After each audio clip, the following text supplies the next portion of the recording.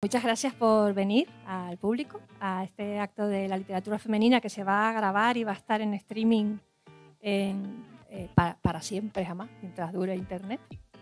Y voy a presentar, para mí es un placer presentar a Dania Sacurbelo, que es una escritora tinerfeña, pero además es una persona súper preparada. Es licenciada en Bellas Artes, artista, y también es máster en políticas de género, que es un máster especializado en, bueno, pues en todos los cambios que están teniendo ahora mismo lugar en la sociedad y en las políticas públicas y en los comportamientos también privados. Pero a mí me interesa, como la literatura femenina es un programa que tiene un nombre un poco incomprendido, adrede, porque la literatura no solo es femenina, la literatura es femenina, masculina y es literatura, pero nosotros queríamos poner queríamos llamar la atención con el título porque todavía, parece mentira, pero todavía no hay igualdad real del todo en el mundo literario. O sea, por ejemplo, las mujeres somos más lectoras que los hombres en general, pero, y las escritoras venden más que los hombres, pero sin embargo, a la hora de firmar los derechos, por ejemplo, de adelanto de las novelas, pues siguen siendo los grandes escritores los que reciben las grandes cantidades y también sigue habiendo desigualdad pues a la hora de las tiradas, del número de ejemplares que se tiran, de la distribución que se hace de determinadas escritoras. Hablo en general, por supuesto hay escritoras que son bestseller y esas no tienen ningún problema, pero son la minoría, ¿no? Y además hay otro tipo de desigualdad que va cambiando lentamente, que no se hace, yo creo que nadie lo hace por fastidiar o porque no se den cuenta, sino simplemente por la inercia de la historia. Por la inercia de la historia, pues por ejemplo, los jurados de los premios, como el premio Benito Pérez Armas, por ejemplo, del que hablaremos ahora, pues está formado todavía por una inmensa mayoría de hombres y una mujer. Y lo mismo ocurre pues con el jurado del premio Canarias, con el jurado de los premios Nobel, con el jurado del Príncipe de Asturias. Y estas cosas, ¿para qué hacemos este proyecto? Bueno, pues para simplemente vamos por el buen camino, pero lo que queremos es un poco acelerar ese camino, ¿no? Para que todas las que... Para que nosotras, yo por lo menos quiero ver la igualdad real y total en el mundo de la literatura y de la cultura y del arte. Empezamos como la cultura es femenina, lo abordábamos todo, hicimos una gran tarea en el arte. En el arte se programaba en Canarias, y no estoy hablando de la historia, estoy hablando del año 2000 en adelante. Hicimos un análisis, una investigación académica de qué estaba ocurriendo en las salas de arte canarias. Y cuando le presentamos los resultados a los propios programadores, no se podían creer lo machistas que eran sin darse cuenta. Había salas como, por ejemplo, el Cabrera Pinto, que es del gobierno de Canarias, que en el año 2014 el 100% de la programación todavía era masculina. En el 2015 el 75%, el 80% y así. Y hubo un cambio radical cuando presentamos la investigación. No la presentamos a la prensa, no quisimos armar ningún follón, porque no se trata de eso. Se trata de que la gente que está programando se dé cuenta de que siempre está dándole oportunidades a los mismos por inercia. Y efectivamente ahora podemos decir que en las salas de Canarias de arte ya no hay desigualdad. No es que no hace falta programar 50-50, pero tiene que haber entre un 40 y un 60 de la programación del año. Y además los programadores no pueden ser solo hombres y los comisarios no pueden ser solo hombres, ¿no? Entonces, creo que este tipo de acciones, aunque a veces no se entiendan, son todavía necesarias porque parece mentira que en el mundo de la cultura, que es donde primero llegaron pues todas las filosofías de la igualdad, las ideas de la igualdad, donde primero se empezó a pedir la igualdad, todavía no lo hayamos conseguido porque ni siquiera nos paramos a pensar en qué es lo que estamos programando, ¿no? o editando. Bueno, y por eso existe este ciclo, y en este ciclo, dentro del ciclo hemos creado lo que hemos llamado diálogos negros, porque están principalmente orientados a la novela negra, pero en este caso, con Diana, no se trata de una novelista, sino que vamos a hablar, eso también es una cosa que hemos ampliado y hemos incluido a las escritoras también de ensayo, académicas. No solo son escritoras las que escriben novela o poesía, también son escritoras las científicas que escriben, que se preocupan porque sus artículos estén al máximo nivel en las mejores revistas y a las que hacen investigación académica como ella, que el caso de ella, que tiene un libro que se llama Vidas Cruzadas que les recomiendo a todo el mundo, de que vamos a hablar ahora, y que además está hecho con una seriedad académica y un nivel de lo más, de lo más alto que he leído últimamente, de verdad. O sea, me pareció un trabajo muy bien hecho, de mucha calidad. Pero bueno, como aquí estamos para hablar de la literatura, yo les voy a preguntar a ella casi lo mismo que le pregunto a todas las escritoras que vienen por aquí, ¿no? Y es, por empezar por un principio, hay una de las pocas premios Nobel, la de 2022, Louise Gluck, que es una poeta americana, tiene una poesía muy bonita que dice: nací prudente bajo el signo de Tauro, crecí en una isla próspera, en la segunda mitad del siglo XX. La sombra del Holocausto apenas nos rozó. Tuve una filosofía del amor, una filosofía de la religión, ambas basadas en mis primeras experiencias familiares. Yo me identifico mucho con esto, pero tú, claro, tú naciste al final del siglo XX ya, no en la segunda mitad. Ella nació en el 95, o sea, es un bebé casi.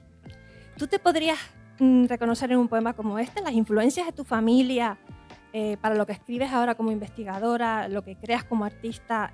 ¿Te definieron de alguna manera? ¿Te definen hoy?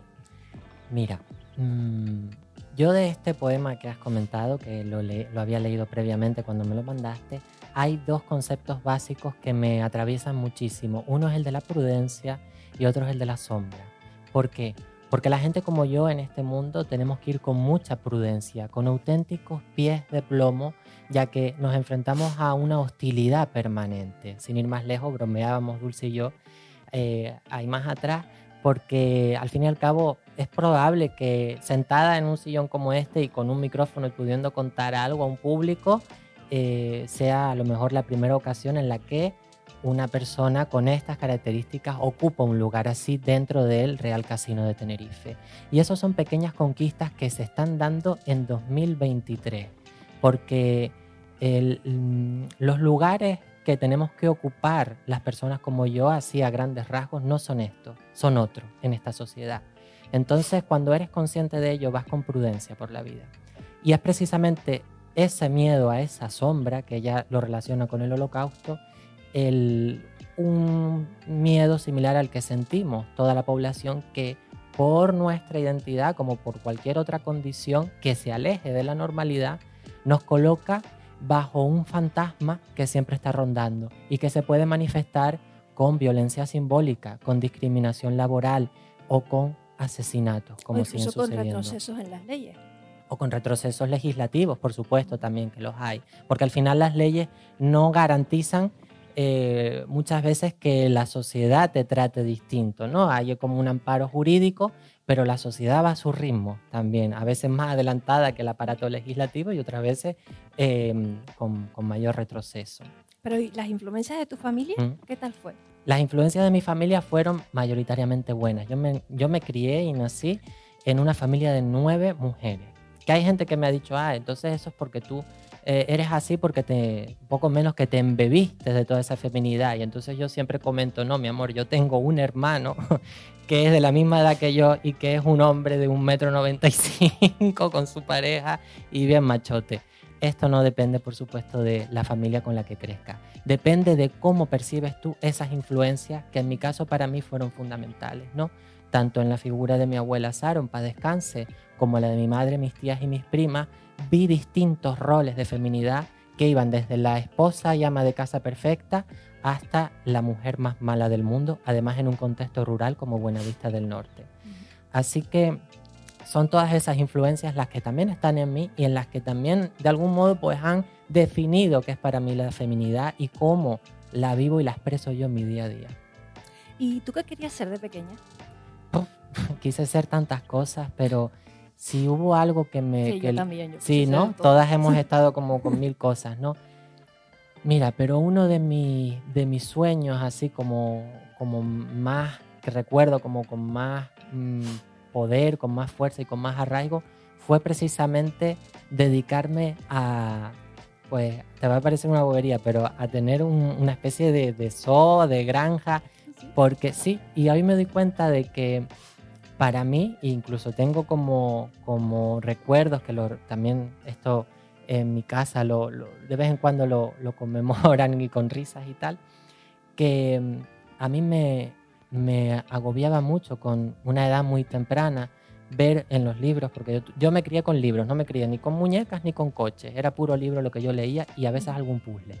Imagínense qué infancia tan divertida.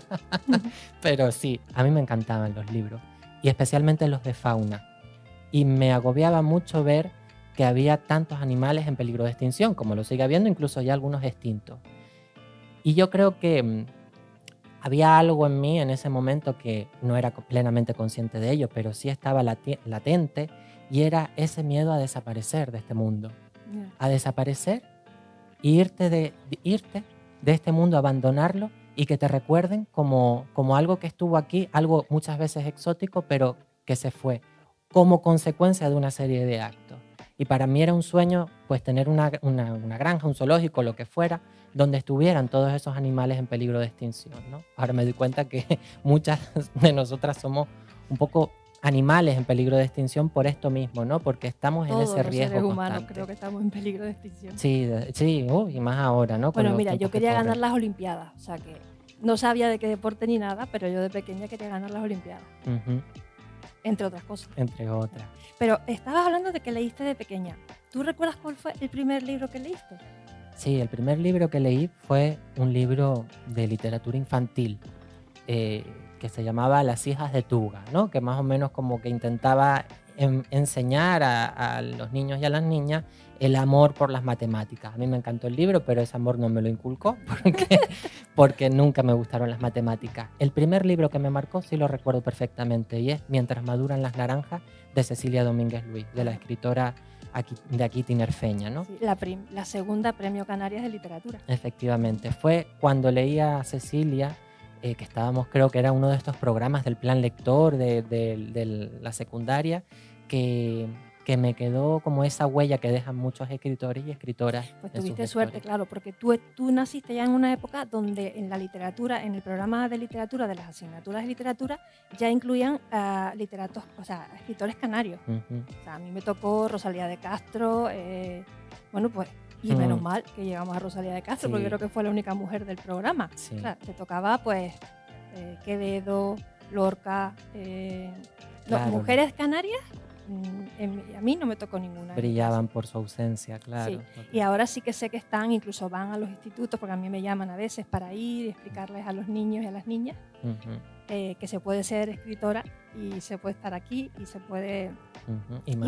Y además que escriben mucho más cercano a nuestra realidad, porque por ejemplo Cecilia, que es la Orotava, yo he leído algunas novelas de ella, yo estudié en la Orotava, y te acerca totalmente a las experiencias que están pasando en el entorno real en el que estás, ¿no?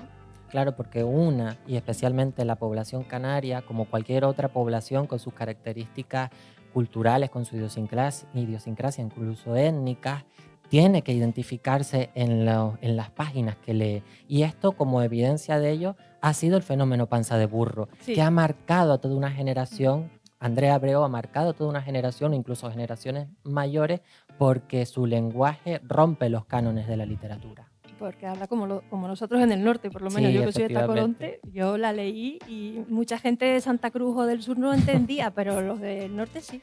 Sí. Pero, y tú dijiste que empezaste a leer tempranito y estabas todo el día leyendo. ¿A qué edad tú te consideraste ya lectora? Pues a partir de los 9, 10 años. Antes pues sí, estaban esos libros que eran más bien como de fotos, los que me regalaban, ¿no? Fotografía de naturaleza, paisajes. Pero sí leer a partir de los 9 o 10 años. Yo a los 10, a los 11. A los 11 me leí hasta el único libro canario que había en mi casa, que era El Natura y Cultura de las Islas Canarias, uh-huh, que era el primer libro que se publicó así con todo, porque también me interesaba mucho. Yo tenía, en esa edad, estaba en cuarto de GB y mi profesora era de Burgos, de sociales, y decía que el pico más alto de España era el Mulhacén. Y toda la clase le decíamos, pero señorita, que es el Teide que está ahí, porque estábamos en el colegio en la Orotava. Y ella, no, porque aquí Santillana, el libro, pone que es el Mulhacén. Y yo si sale en el examen, es el Mulhacén. Y ahí hubo una revolución en la clase, imagínate, con 11 años, y nos negamos todos pusimos el Teide. Fíjate. Todos. Y claro, Luego ya se enteró una de las monjas del colegio que era canaria y al final ganamos la batalla las niñas, ¿no? O sea que imagínate. Pero de resto, como ponía Santillana, que era el Mulhacén, pues, y los ríos y los barrancos no sabíamos cuáles eran, ni cómo se llamaban, ni nada. O sea, yo veo ahora a mis sobrinos que tienen mucha más cercanía, tú también la tuviste, y Andrea también. Y ya han perdido el miedo los que no están yéndose a hablar de godos, porque luego hay otros colegios que están peligrosamente adoptando el lenguaje peninsular y olvidando muchos de los términos que usa Andrea Abreu en Panza de Burra, por ejemplo. Pero han tenido la suerte ya por lo menos de estar cerca de escritores y escritoras canarias y de conocer investigaciones sobre las islas, ¿no? Sí. Que antes no existían. Disculpas, Dulce, y otra escritora fundamental en mi vida, como la de tantísima gente de acá de las islas, es Isabel Medina. Sí. Con su viaje fantástico por las Islas Canarias, toda esa literatura infantil que está impregnada de cultura canaria, que ella, pues poco menos que termina la dictadura y esta mujer empieza, ¿no?, a poder tener un campo mayor de libertad donde publicar todos esos contenidos, ¿no? Isabel Medina es otra para mí referente importantísima, ¿no? Al menos en las infancias de mi generación, ¿no? Con ese viaje fantástico. Para mí, María Rosa Alonso, que fue la primera mujer premio Canarias de Literatura y que fue la primera que empezó a escribir sobre muchísimos, bueno, la primera mujer empezó a escribir académicamente sobre muchísimos temas de la canariedad, de los canarios, ¿no? Que teníamos todo lo que sabíamos estaba escrito por hombres. O sea, la primera mujer que yo leí sobre Canarias era ella, ¿no? Y tuve la suerte además de conocerla y maravillosa. Vale. Además de eso, ¿qué otros libros te han marcado más en la vida? Porque supongo que no serán solo canarios. Mira, sinceramente me marcó mucho la trilogía, por ejemplo, la trilogía de Crepúsculo, porque creo que fue otra producción literaria que marcó a toda una generación. Y antes lo estábamos comentando, ¿no?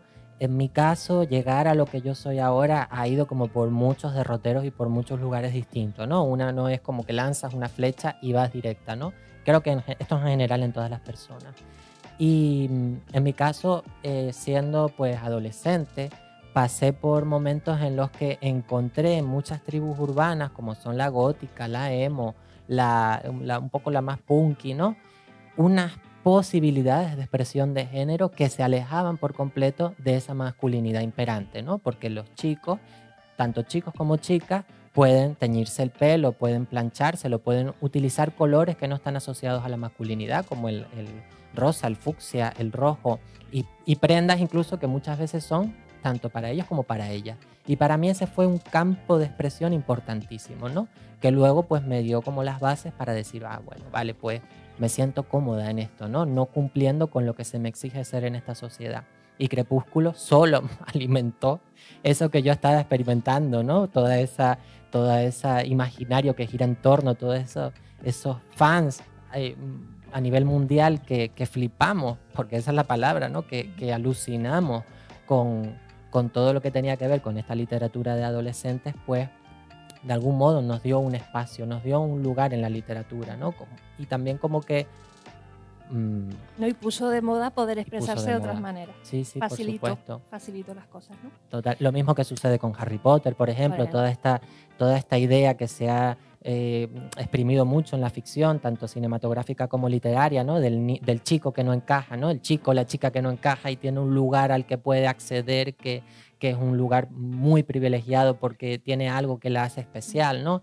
Toda esta literatura, ¿no? Que está siempre girando en torno a lo ficticio, a lo sobrenatural, a la magia, incluso con Harry Potter, pues yo creo que ha sido muy importante para personas que por X o por Y no estamos dentro de esos cánones de la normalidad.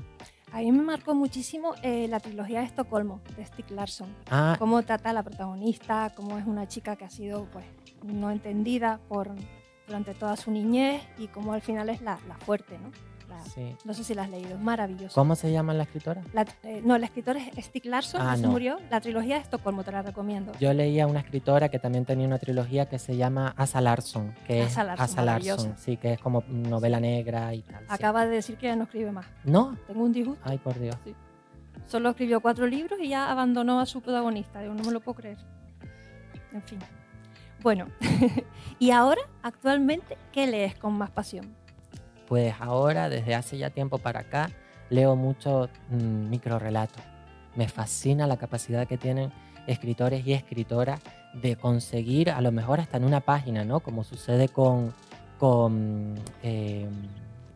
Ángeles Mastretta, ¿no? La escritora mexicana, la famosa escritora mexicana, que a lo mejor en una página consigue al menos a mí emocionarme y hacerme llorar, porque en su novela en su compilación, mejor dicho, de microrelatos Mujeres de Ojos Grandes, que no sé si alguien acá lo ha leído, si no es así, se los recomiendo muchísimo, tiene en una página es capaz de presentarte, de que conozcas y de que te encariñes de un personaje, todos pues mujeres de Puebla, mujeres de México, que tienen vivencias y tienen vidas muy, pues bueno, sujetas a tantas cosas, ¿no? Y con tantas complejidades.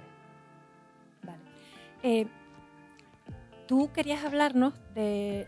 Yo quiero hablar de tu libro, pero tú quieres hablarnos de una escritora que ganó el premio Benito Pérez Armas en 2019, si no recuerdo mal, ¿no? Sí. Que se llama Alicia Ramos. ¿Quién es Alicia Ramos y por qué te gusta tanto? Alicia ¿Tienes Ramos. el libro ahí? No, es que justo lo presté, porque ese libro yo procuro que mis libros estén siempre volando para que no estén cogiendo polvo, y lo presté a una amiga de Gran Canaria. Alicia Ramos es una chica huimera que vive en Madrid desde hace años, tuvo que irse para allá para poder encontrar otras posibilidades y otras facilidades, pero ella se formó primero en música. Bueno, realmente ella es licenciada en Geografía e Historia. Y esto creo que es importante tenerlo en cuenta para lo que vamos a hablar ahora de esta novela premiada por el Benito Pérez Armas. Ella se licencia en Geografía e Historia y también al mismo tiempo desarrolla su, de algún modo, formación en música, ¿no? Es cantautora a día de hoy. Y bueno, presenta su novela El último vándalo, que yo sepa. Como dice eso, el último vándalo y entre comillas, que yo sepa. Que yo sepa, sí. El último vándalo, además haciendo referencia a esas tribus, ¿no? Que están ubicadas, o que estuvieron, mejor dicho, ubicadas en lo que es el norte de África, que estuvieron muy vinculadas en toda una serie de conflictos bélicos, históricos, etcétera, ¿no? A toda esa etnia.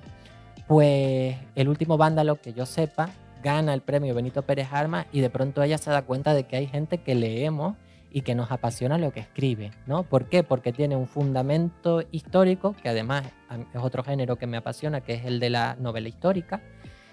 Tiene un fundamento histórico por sus conocimientos y su formación en todo esto, y luego al mismo tiempo lo ubica desde además con un tono de humor que a mí me parece maravilloso y brillante, una historia que está localizada en Canarias, ¿no? Y que involucra a la historia de Canarias, al pasado guanche, a las momias, a una suerte de logia que existe en Canarias y que quiere hacer algo con esa momia, al gobierno de Canarias y a una historiadora que todo esto le pilla pues por pura chiripa, por suerte, y que se ve metida en algo que es más peliagudo de lo que ella pensaba, ¿no?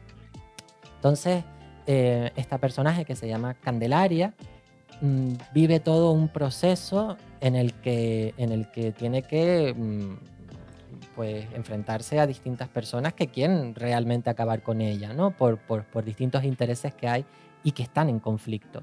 Y además de ello, la protagonista, Candelaria, es una mujer trans, que no suele abundar en la literatura con roles que no sean siempre los que están asociados a la prostitución, la peluquería, lo estético o el cine, ¿no? O lo que es lo más televisivo, mejor dicho. El cabaret también. El cabaret, las variedades y tal. Entonces, como que de algún modo alejar, trasladar un arquetipo, como es el de la mujer trans, de ese nicho literario en el que siempre está ubicada a un papel en el que hace otras cosas, a mí me parece maravilloso, me parece brillante. Y además creo, y esto lo he hablado mucho con Alicia, aunque a ella eso le da un poco de vértigo, que es que la novela se merece una película, porque toda la gente que lo ha leído lo compartimos. Es que es una historia que se puede llevar al cine perfectamente. Ya está el guión, porque el libro poco menos que es el guión. Oye, pues me tienes que pasar el contacto para invitarla. Ay, sí, por favor. Además ella tiene un humor, te hace un monólogo. Es que es difícil conseguirlo, por lo menos online no es fácil conseguirlo. Si me pides mi opinión, la distribución del premio Benito Pérez Armas creo que debería replantearse bastantes cosas. El premio Benito Pérez Armas, para mí, de Canarias, es el mejor premio de literatura que ha sacado a la luz desde principios de la democracia a los mejores escritores de Canarias, ¿no? Y eso incluso teniendo un jurado tan machista, porque incluso en el que ganó ella eran 4 hombres y una mujer, creo, ¿no?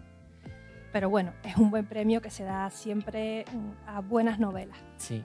Pero como lo hace Caja Canarias, no tiene una distribución del nivel de una gran editorial. Claro, esa es la cuestión. Pero lo peor es que tampoco está online. Por No. lo menos yo no lo encontré. Y eso sí que es fácil de ponerlo. Lo que estamos intentando es que, y yo ahí estoy de algún modo involucrada para ver si sale adelante, es que a través de otra editorial vuelva a publicarse El último vándalo y se distribuya pues con esa otra editorial. Entonces ahí estamos. Creo que tiene 5 años de exclusividad con la Caja. Le quedan 2. Vale, pues mira, ya contando ya para que acabe pronto. 1 y medio.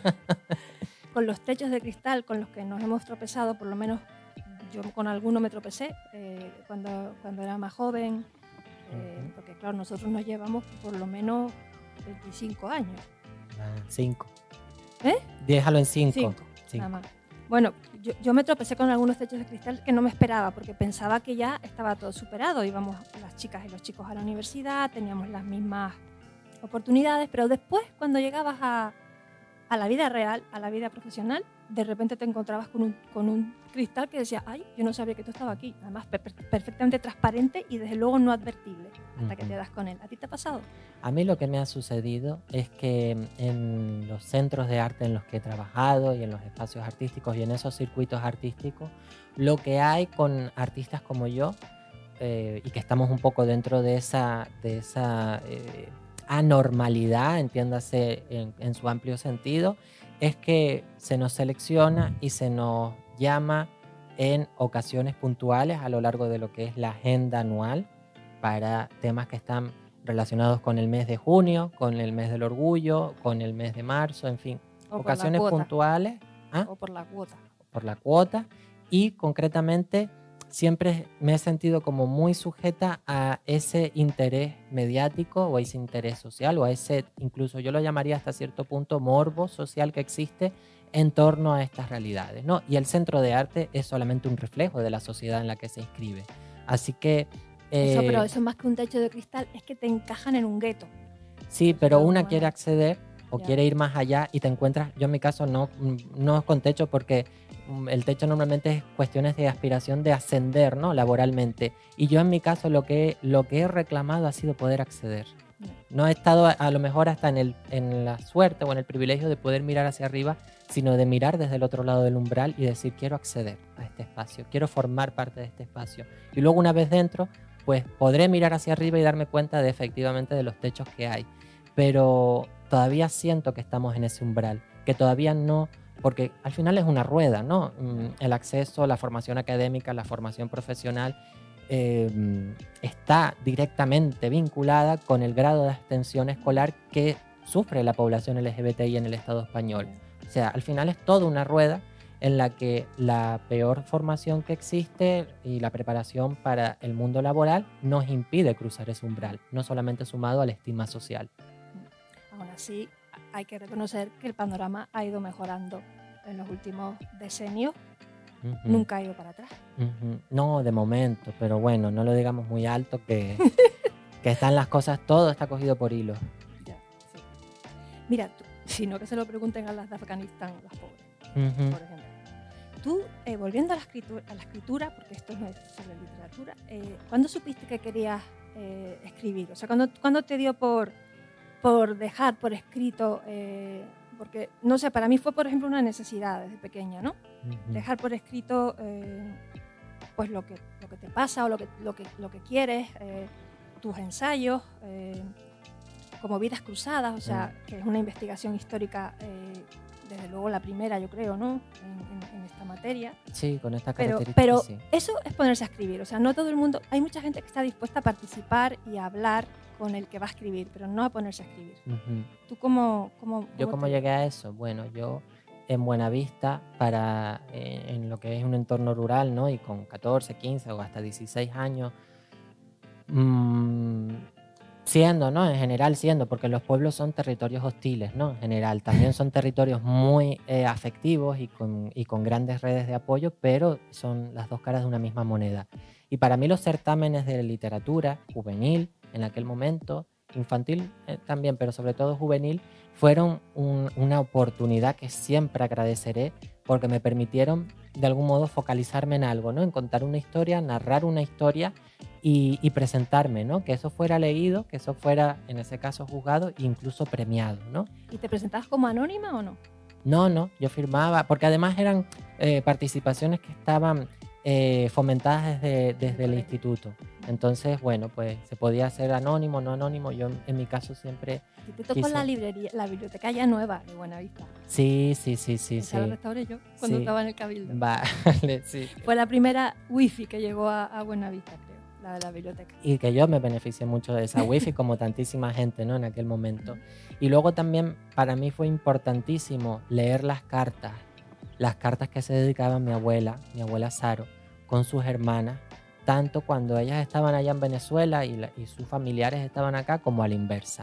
Me di cuenta cuando tuve acceso, ¿no? A esas cartas y las leí también como por esta edad, que hay muchas veces en las que solo queda ese rastro de nosotras en este mundo cuando lo hemos dejado escrito. Y para mí esas cartas son un tesoro importantísimo. Las guardo con un cariño y con una emoción enorme, porque mi abuela está ahí. Mi abuela está en ese trazo, está en ese papel y está en ese sello. Y lo mismo pasa con ella. Igual que tú estás en ese libro, por lo poco que te conozco. Y todas al final, cuando escribimos algo, estamos en ello, ¿no? Pero te diré una cosa, desde lo que va por un libro hasta lo que se hace de forma digital, ¿no? Hay mucha gente que se dedica a escribir a través de posts, de publicaciones en redes, y es gente que tiene muchísimo talento. No sabemos qué va a pasar después con eso, es pero... que al final un buen post es casi como un microrrelato, porque si lo haces bien, Sí. te lo tienes que currar para en pocas palabras decir todo lo que quieres decir. Totalmente. Y una vez que ya diste el paso y te pusiste a escribir, por ejemplo, este libro Sí. de Vidas Cruzadas, que es una investigación, ¿cómo fue el proceso mental? Porque tú estabas escribiendo una historia que te tiene que haber supuesto, no sé, un sobreesfuerzo, ¿no? No lo sé, o a lo mejor fue facilísimo. No, fue un sobreesfuerzo. Fue un sobreesfuerzo porque este libro... Explica un poco lo que es. Sí, este libro forma parte de una estrategia de memoria histórica desde el gobierno de Canarias actual, que se centra en recuperar las historias de vida de personas que habitan o que habitaron este archipiélago con una identidad o con una orientación contrahegemónica, vamos a decirlo así. Y entre ese trabajo de documentación, su primera fase fue la grabación de entrevistas, ¿no? A casi 40 personas de todo este archipiélago, la mayoría pues con una edad superior a los 55 años, ¿no? O hasta los 60, algunas hasta llegaron a los 90 años. Y de esas personas seleccionamos, en mi caso seleccioné 11. Y de esas 11 personas se trató, junto con las compañeras, con Sara Tejera y con Carlos Alayón, aunque lo que es la estructura del libro es eminentemente mía, se trató de tejer, como hacen las hilanderas, sus recuerdos, sus vivencias, sus anécdotas, para encontrar no solamente los nexos en común, sino las diferencias que había en vidas que fueron atravesadas por la dictadura franquista, por la transición y por la democracia, ¿no? Hasta los 90, ¿no? El título es Memorias de personas trans desde el franquismo hasta los 90 en Canarias. Entonces son vidas que comparten muchas cuestiones, pero también se diferencian unas de otras por distintos ejes. Ya puede ser la ruralidad, la isla en la que vivieron, el acceso o no a una hormonación, o el irse o no de Canarias para buscar otros horizontes. Entonces había como que tener en cuenta todas esas variables y tejer algo que tuviera coherencia, ¿no? En donde de algún modo ellas también dialogaran entre sí. Y de ahí surgió este libro, ¿no? Que reúne esas 11 Es maravilloso, además también es no solamente es la experiencia de las escritoras, o sea, de las mujeres que eran trans, que no se llamaban trans, las llamaban travesti, Sí. maricones, Sí. de todo, ¿no? Y los lugares en los que iban, ¿no? O sea, y por ejemplo, a mí me sorprendió mucho que aquí el lugar donde se encontraban todas era en el Parque García Sanabria. En el Yo Parque no tenía García ni idea. Sanabria, sí. Además del Parque García Sanabria salió la primera manifestación por, de algún modo, como sería hoy en día el orgullo, ¿no? Pero entendámoslo en ese momento, en el 78. O sea, estas mujeres estaban reclamando que se derogase la ley de peligrosidad y rehabilitación social, una ley franquista Que que luego se llamó perseguía. de vagos y maleantes. La de vagos y maleantes era la anterior, Ah, la de luego. peligrosidad fue la de los 70, ¿no? Y estas mujeres en el 78 salen del Parque García Sanabria. Hay un extracto de prensa de aquel momento que refleja, ¿no? Un poco lo que sucedió. Y había Que fue gente... un poco adelantado en España, ¿no? Lo que ocurrió aquí en Sí, Tenerife. no, lo cierto es que en Barcelona en el 77 sí hubo una Bueno, primera vale, manifestación. Barcelona. Barcelona con su también contexto y su propio devenir.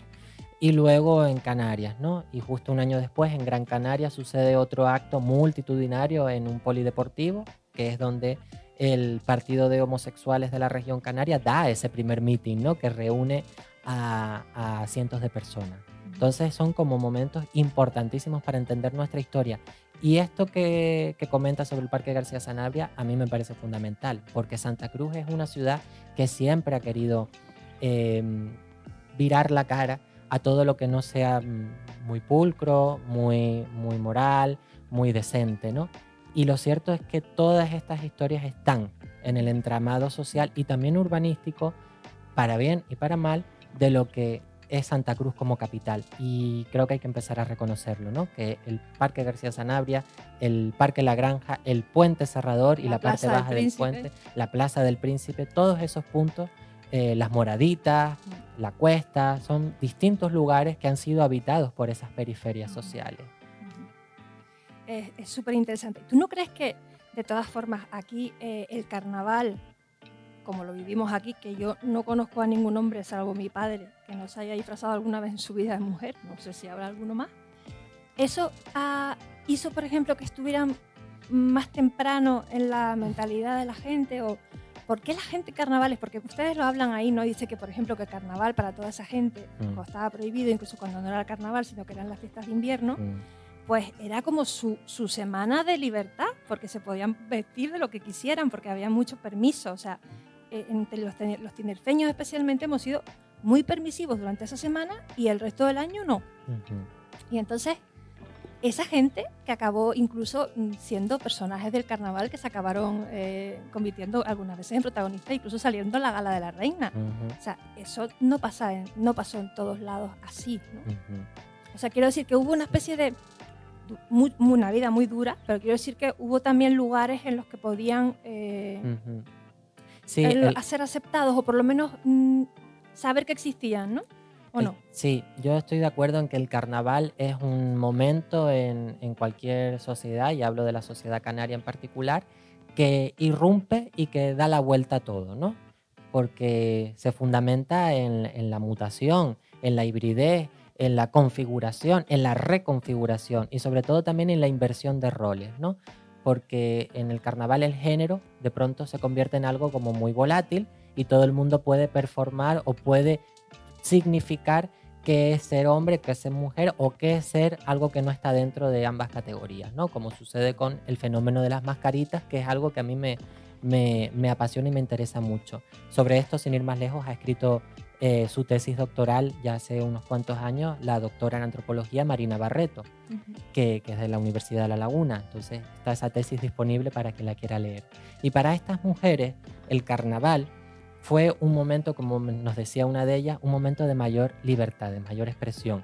¿Por qué? Porque esa permisividad en la inversión de roles de género a ellas les venía muy bien, porque de algún modo en ese momento que estaban consideradas como delincuentes, literalmente así por el Código Penal español, el carnaval permite celebrar algo que se aleja de la norma, no sin su sombra, porque sin ir más lejos, Marcela Rodríguez, la famosa chicharrera, cuenta que la policía, cuando se encontraba con ella, las obligaba a levantarse el vestido, el disfraz, la fantasía, para comprobar si debajo llevaban sus pantalones. No, y me hizo mucha gracia también que cuenta, y no sé si es Marcela también, que Juan Viñas, el que era responsable del carnaval, la quiso echar del coso, Y entonces un montón de gente empezó a defenderla y acabó en el coso. También. Y acabó siendo, y luego ya, y también en el entierro de la sardina, que las ponían detrás y acabaron delante todas, presidiendo las viudas, los hombres vestidos de viudas, que se visten todos, no solo los trans. Sí. Eso explícamelo, porque yo el fenómeno ese no lo entiendo. Que en carnavales todos los chicos se vistan de chicas. Porque también hay mujeres que se visten de hombres, pero muchísimo lo hablábamos menos. antes, ¿verdad? A ver, como especialista en estudios de género, diría que hay que partir de la base de que la masculinidad, al menos en el contexto occidental, es una expresión de género asfixiante. Si lo es también para la feminidad, con sus características, para la masculinidad, lo que caracteriza a la masculinidad es la represión máxima, represión emocional, represión gestual, represión comunicativa, en fin, hay como una represión máxima, lo que caracteriza a la masculinidad occidental. Y entonces, partiendo de esa base, es como se puede entender que para muchos hombres de esta sociedad el carnaval sea un clic en su cabeza que les haga ir hacia la feminidad o lo contrario, la antítesis a eso que son todo el año. Pero lo que a mí me gusta siempre recalcar es que ese hombre, o en general, pero hablamos en este caso de los hombres, ese hombre es tan él en carnaval como el resto del año. O sea, al final, mi visión en cuanto al género es que estamos continuamente performando, como dicen las teóricas, el género, ¿no? El hecho de que yo esté sentada en este sillón y no en el suelo, el hecho de que tenga un micrófono, de que haya venido con una estética o con otra, todo eso está formando parte de mi puesta en escena, porque en nuestra sociedad estamos continuamente poniéndonos en escena. Y es la mirada ajena, en este caso la de ustedes, las que también configura lo que yo soy ahora, el que estén ustedes ahí sentadas y no aquí, que esta sea la disposición del espacio, todo eso determina nuestras relaciones y por lo tanto nuestro género. Y en carnavales, bueno, pues hay otro mundo que se despliega, que dura 7 días y que se vuelve a cerrar hasta el año que viene. Y como decía al principio, permite a muchos. Yo creo que incluso, es que algunos se meten tanto en el papel, ellos y ellas, que tú dices, y además lo hacen de una manera tan creativa que yo digo, ¿por qué no tendremos esa creatividad en Tenerife todo el año? Porque mira que esa semana la gente, no es una semana, son meses de prepararte el disfraz, de ponerte de acuerdo con los amigos, de no sé qué, y esa semana todo el mundo se vuelve simpático, se mete en su rol y entonces en vez de ser, yo por ejemplo que me he visto de policía, me convierto en la policía y todo el mundo te hace caso, ¿sabes? Tú dices, usted por aquí, para allí, y la gente te hace caso, o los que se visten de médico están todo el día ocultándote y te meten mano. Entonces esa libertad y esa creatividad tan grande que tenemos en carnavales, ¿por qué después el resto del año no surge así, ¿no?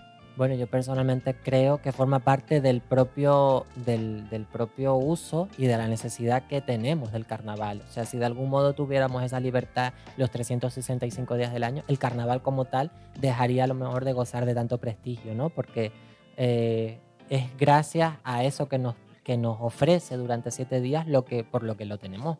La inmensa mayoría de personas de Canarias en un lugar especial de nuestro corazón, ¿no? Y palpitamos cuando sabemos que se acercan las fechas, cuando escuchamos una batucada o cuando empezamos a ver, ¿no? Lo decía Marcela también, ¿no? Dice que le entraba como el ritmo del carnaval y tenía que irse a la calle, ¿no? Sí, totalmente. A mí me pasa, yo siempre ya digo, no, yo este año no me disfrazo. Y empiezan a pasar los coches de carnaval y empieza la música, ¿no? Claro, y te enrala. Ay, no voy yo a la calle a ver cómo está la gente este año y acabas poniéndote cualquier cosa. Me hizo mucha gracia también la historia de Yelko, el que iba con las 2 capas para que nadie lo viera. Esa también es una historia maravillosa porque es al revés. Totalmente, sí. La historia de Yelko es muy especial, como todas las 11, pero claro, estamos hablando de un hombre transexual, ¿no? De una experiencia que no es como la de Marcela, sino en la otra orilla, vamos a decirlo así. Y él en carnavales encontró que mientras Marcela y otras como ella se identificaban y celebraban su identidad desde la máxima expresión, con lentejuelas, con brillos, con plumas y con grandes abalorios, y él, con su caso, encontró esa posibilidad en el ocultamiento, ¿no? En el utilizar una capa que a él y a quien era su pareja en ese momento les permitieran ir de la mano por las calles de Santa Cruz en los carnavales de los 70 o de los 80, estamos hablando. Así que es muy curioso esto que comentas, ¿no? Cómo se dan las experiencias del carnaval de formas tan antagónicas. Vale, y ahora volviendo otra vez a lo que cuando estabas escribiendo ese libro, a mí me pasa que cuando estoy escribiendo novela, claro que es diferente, no tengo una vida, tengo doble vida.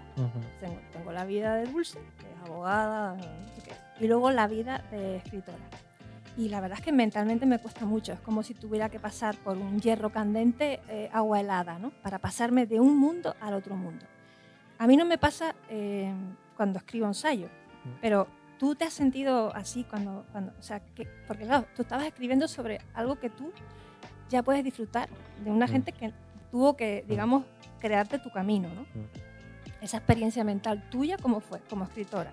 Mira, yo en este caso, cuando me ha tocado hablar de la vida de otras personas, ordenar toda esa información y colocarla en un libro, no aparece a lo mejor tanto mi subjetividad. Aunque es cierto que acá estamos las tres autoras, de algún modo nuestra huella está, ¿no? Pero cuando me ha tocado escribir ensayo académico o todo lo que tiene que ver con, bueno, sin ir más lejos, espero que se publique ahora en 2 meses, tal y como me dijo la editorial con la que estoy a punto de publicar un ensayo, mi subjetividad es el lugar del que parto, porque me parece que es una condición inevitable para todas las personas. Decía Audre Lorde, otra famosa escritora, que objetividad es el nombre que se le ha dado históricamente a la subjetividad masculina. Y es como que partir de esa base en la que ponemos en crisis el concepto de objetividad y de neutralidad y entenderlo como sencillamente lo que ha sido la visión de un grupo hegemónico a lo largo de la historia, como es el de la visión masculina, asumir eso y entender que no podemos escapar de la subjetividad, es decir, de todas aquellas vivencias, situaciones, privilegios y opresiones que nos atraviesan, y entenderlo como un lugar de potencialidad de creación, de escritura, de ensayo, de reflexión, para mí ha sido fundamental. Porque no puedo desligar mis pensamientos, es que es bastante... Y tu vida. De mi vida, de lo que me ha atravesado, de lo que me ha condicionado y de cómo yo veo el mundo, pero ni yo, ni creo yo que nadie en este mundo pueda hacerlo. Lo cierto, pero bueno, yo comulgo mucho con lo que dijo Audre Lorde. Y por eso para mí el quién soy siempre está por delante, y hay muchas veces en las que lo pongo en evidencia y otras veces en las que queda latente en la escritura. En este caso que se escribe por primera vez sobre ese colectivo, ¿no? Sí. En Canarias al menos, tú al formar parte del mismo colectivo hay que ser valiente para ponerse a escribir sobre, digamos, sobre el pasado de una misma. Sí, totalmente. Sobre, ¿no?, tus referencias, o sobre las historias que vinieron detrás que hicieron que tu vida ahora sea mejor que la de ella. Y sobre todo escribir sobre ellas desde una visión que no las cosifique, ¿no? Que no las convierta en un objeto de estudio, en un ratón de laboratorio sobre el que se ha escrito mucho, ¿no? Porque sobre las vidas de personas trans sí es cierto que existen una gran cantidad de trabajos de investigación, de novelas, de ensayos, de publicaciones, pero siempre vistos desde ese lugar de privilegio que otorga la normalidad, ¿no? Y nos interesa este grupo social, que es un grupo marginado, estigmatizado, señalado, y vamos a escribir en torno a ella. Otra cosa es que tú formes parte de ese grupo y escribas desde ese lugar. Es un lugar totalmente distinto, pero esto sucede con lo sexual, como con la cuestión de raza, el género o cualquier otra condición que te aleje de lo normal. Las personas de las que ella narra la historia es muy interesante porque hay algunas que tienen todo el apoyo de la familia, otras que no tienen el apoyo de nadie, o de una tía o de una abuela, otros que encuentran que se tienen que ir de la isla, como Dulce, que se tiene que ir a otro sitio. Y claro, lo Dulce se me quedó porque me toca, ¿no? Y luego me gustó mucho una historia que cuentas de Santa Cruz, ¿no? Que es como tan conservadora, salvo en carnavales, y que sin embargo hay una boda, cuando está la familia y un cura y todo, de 2 trans en la calle María Cristina, o sea, en el medio del centro del Santa Cruz burgués, digamos, ¿no? Y que fue uno de los acontecimientos que narran varias de ellas, ¿no? Creo que son 2 las que lo mencionan, ¿no? Y hay otro acontecimiento más también, una boda en los Junquitos, ¿no? Que son como las primeras veces que logran reunir a parte de su familia, a otra parte no, ¿no? Y tienen actos públicos normales, entre comillas, ¿no? Bueno, la verdad que lo del cura me dejó flipando, ¿no? Sí. Sobre la calle María Cristina, José Antonio Ramos Arteaga ha investigado mucho, filólogo, investigador, ha intentado recopilar a través de toda esa memoria oral chicharrera lo que sucedió en ese día, ¿no? En la calle María Cristina. Y algo ha encontrado y creo que algo ha publicado por ahí si alguien más quiere saber de esto.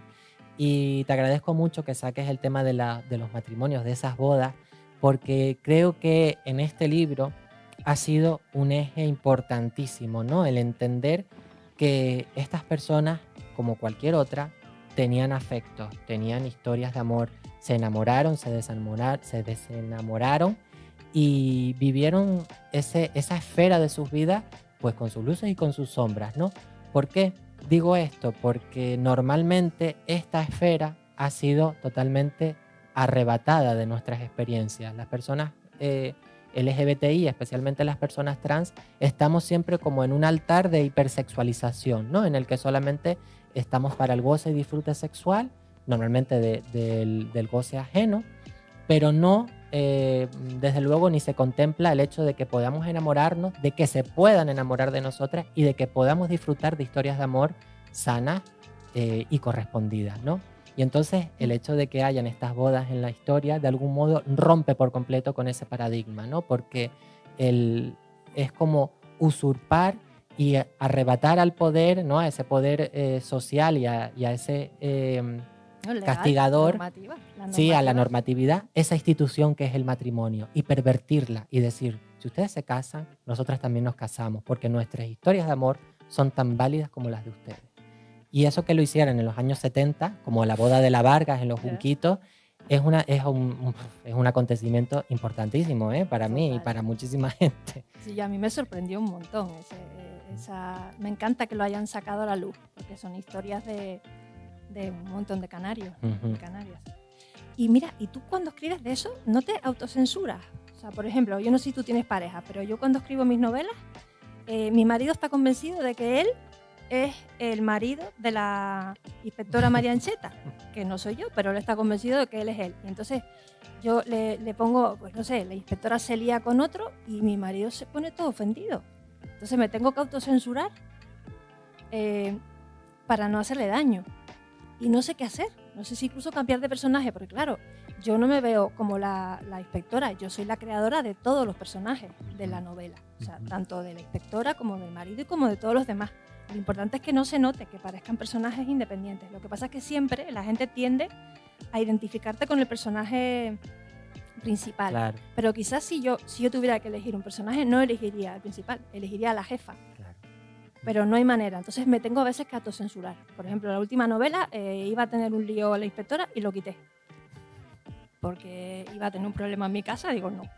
Mira, yo, si me pides mi opinión, vamos a ver qué pasaría si la inspectora se enamora de una mujer y eso ya pues saca del esquema y de la ecuación. Que hay una experiencia en la segunda novela, te la voy a pasar. Ah, vale, pues pásamela. A ver. Que ella tiene no es una historia, porque no llega a ser historia por miedo, ¿no? Pero sí tiene conoce a una mujer que es como ella y bueno, acaban siendo hiperamigas, ¿no? Pero en el momento que se conocen, hay un momento en México, en la casa de Frida Kahlo, que ahí no me corté. Claro. Pero bueno, al final la inspectora salió corriendo, o sea que seguro que me autocensuré de alguna manera. Ay, pues sí, yo creo que sí, que estamos todo el rato proyectando, ¿no? Aquello que nos conforma como lo que conforma nuestro entorno y a cómo vemos a las personas de nuestro entorno en todo aquello que escribimos, ¿no? Sí. Y lo proyectamos en otros personajes, lo proyectamos en los protagonistas, en los antagonistas, en los buenos y en los malos. Y yo desde luego formo parte, ¿no? de toda esta gente que lo hacemos, consciente o inconscientemente, ¿no? Porque muchas veces es desde la inconsciencia y solamente, precisamente a lo mejor cuando te lo lee otra persona y te dice, ay, mira, ¿y esto que tú escribiste acá? ¿A quién está aludiendo exactamente? Sí. Y dices tú, pues mira, ahora que lo comentas, puede ser que esto tenga que ver con algo que directamente conforma mi vida, ¿no?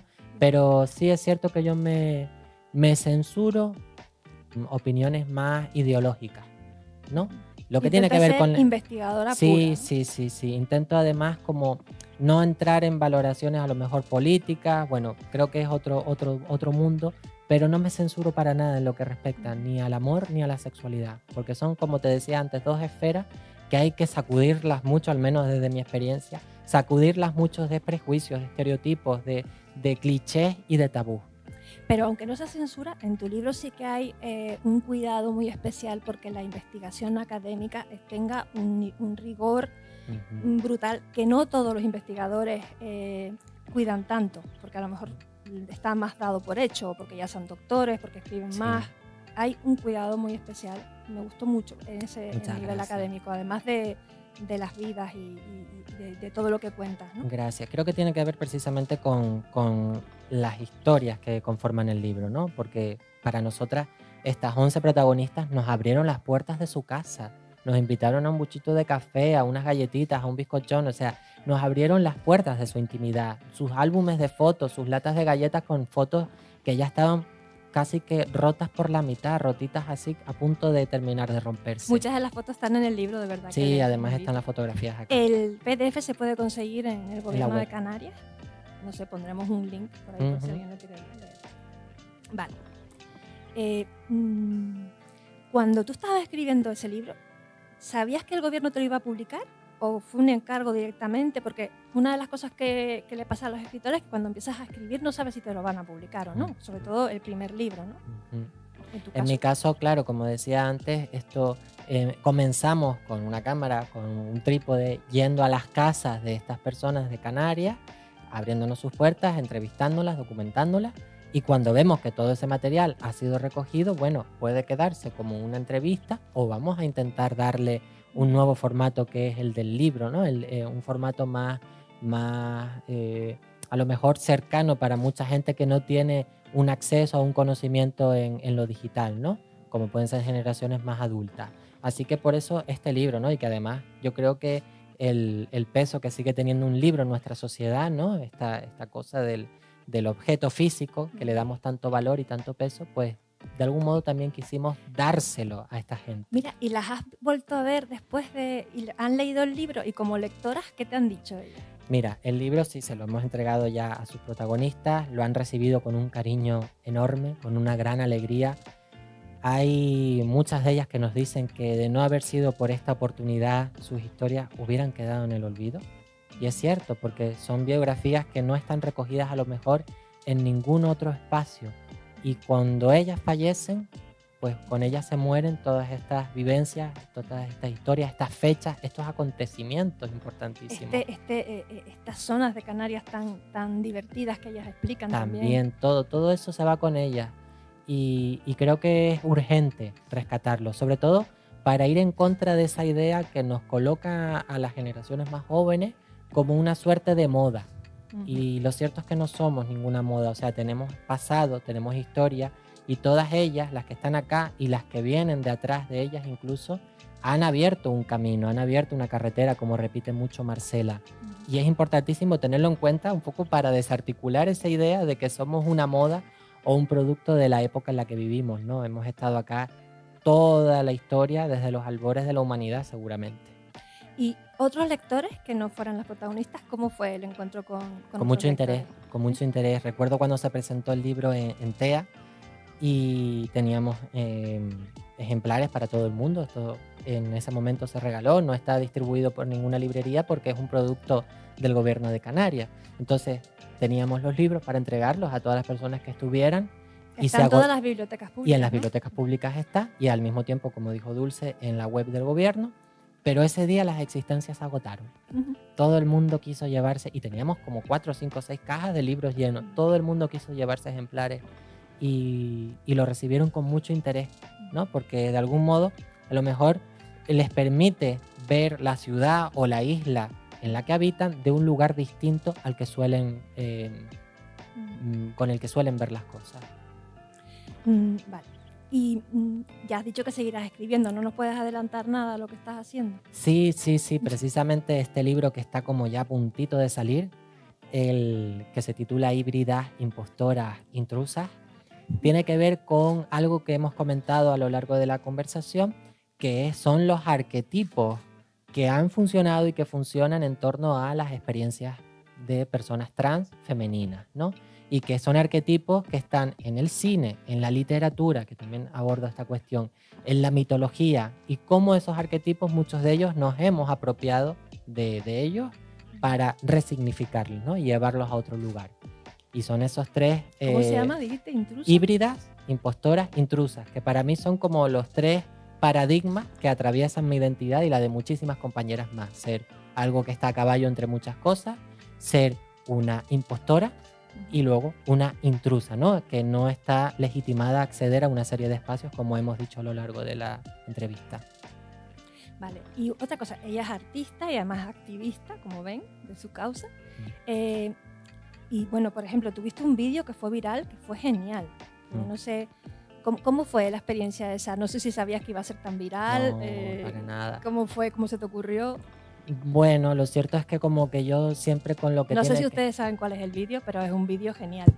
¿Se acuerdan del debate de estes, estas, estos? Bueno, pues ella hizo un vídeo genial que decía algo así como hay gente que dice vosotros, hay gente que dice vosotras, hay gente que ahora dice vosotres.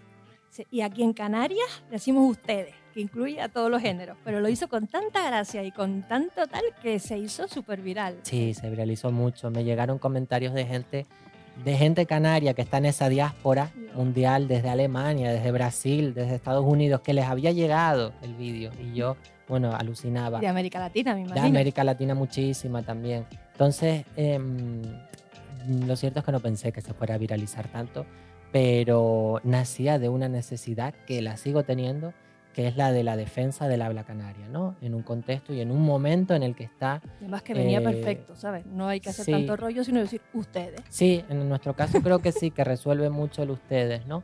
Ahí están todos. Lo que sí es cierto que no me gustó fue cómo mediáticamente se asoció a una respuesta directa a Irene Montero, porque no tenía necesidad de responder a una ministra ni a una política en ese momento, sino que más bien era una reivindicación del habla canaria. Y además era una respuesta a lo que se estaba hablando en la calle, porque independientemente de lo de la ministra, estaba en el voz, era voz populi, sí, ¿no? Totalmente, pero es igual de legítimo para mí el vosotres que el ustedes. Lo que pasa es que en Canarias ya tenemos esta fórmula lingüística maravillosa. Lo tenemos solucionado, no hay ya que en ese caso sí nada. lo tenemos solucionado. ¿Y te pasó que te llamaron? Me imagino que te habrán llamado un montón de medios de comunicación.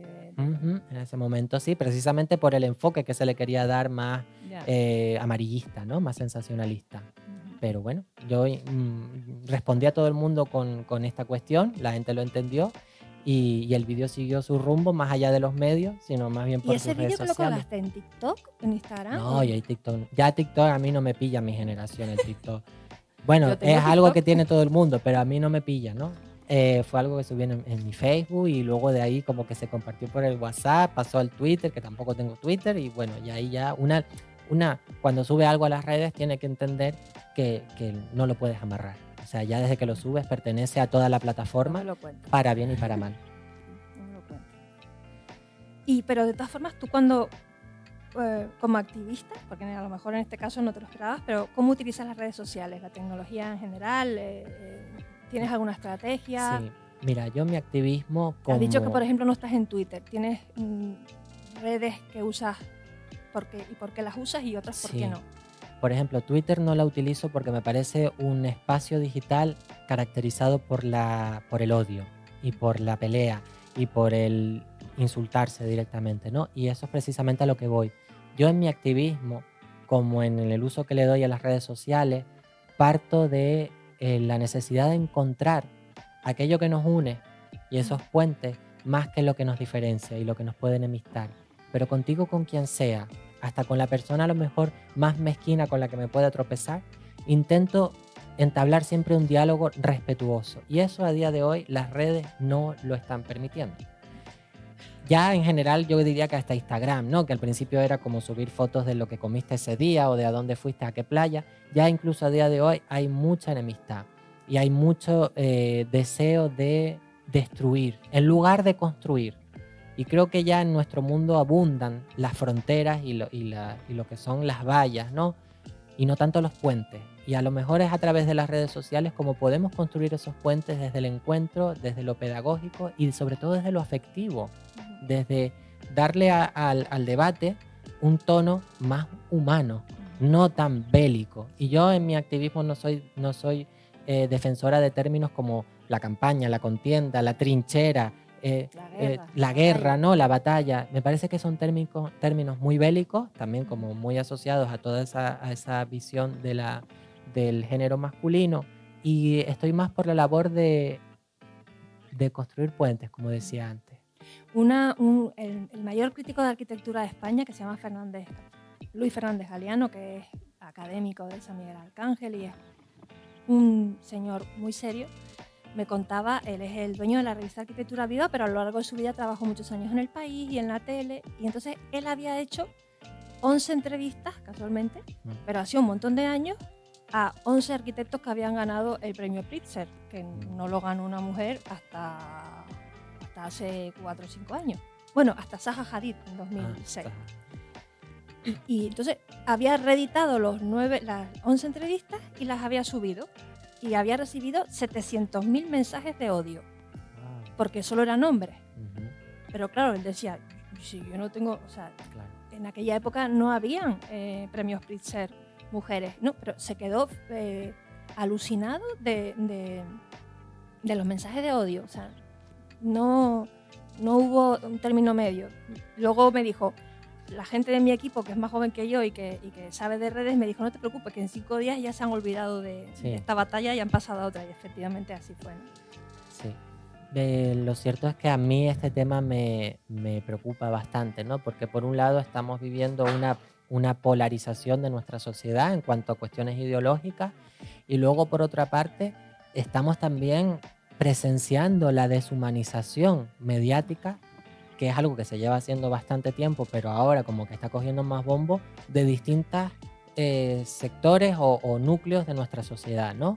Que va desde las personas migrantes, que ni siquiera tienen el estatus de persona en los titulares, hasta la población LGBTI, ¿no? Que estamos también poco menos que de nuevo ocupando ese lugar de potencialmente delincuentes, potencialmente criminales, potencialmente cualquier otra categoría nefasta, ¿no? En nuestra sociedad.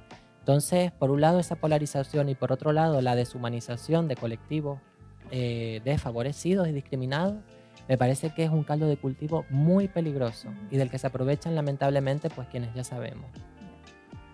Bueno, pues tendría que hacerte muchas más preguntas, pero ya llevamos 1 hora y pico. Ahora hay un vino, por si quieren compartir con Dani Assá algún comentario o si alguien quiere hacer una pregunta, pero mejor lo hacemos con el vino, ¿no? Pues muchísimas gracias por venir, de verdad, por ser tan valiente con tu vida y espero que sigas escribiendo.